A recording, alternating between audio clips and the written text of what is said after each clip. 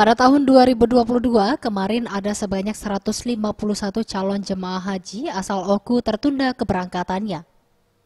Hal ini disebabkan karena ada pembatasan usia dan kuota. Namun pada tahun 2023 ini, Kemenak Oku memastikan semuanya akan diberangkatkan untuk melaksanakan ibadah haji. Bagian Haji Kemenak Oku Abdul Muiz saat ini pihaknya masih dalam tahap pendataan jemaah dan proses pembuatan paspor untuk semua jemaah.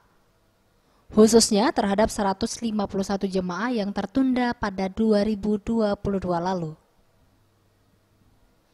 Ia mengingatkan agar calon jemaah menjaga kesehatan dan melaksanakan vaksinasi COVID-19 sampai dengan booster. Semua jemaah ini sudah melakukan pelunasan, kendati demikian ia belum bisa memastikan apakah bakal ada penambahan atau tidak. Saat ini masih menunggu petunjuk lebih lanjut. Untuk pelunasan sampai saat ini belum ada pengumuman resmi dari pemerintah. Belum ada kepastian dari pemerintah atau untuk jemaah haji yang telah lunas ini, apakah mereka berlaku yang sudah dilunasi mereka atau ada penambahan. Kita tunggu saja kebijakan pemerintah. Muiz menambahkan di samping 151 jemaah yang dimaksud, diperkirakan bakal ada lagi penambahan. Diperkirakan total keseluruhan sebanyak 274 jemaah.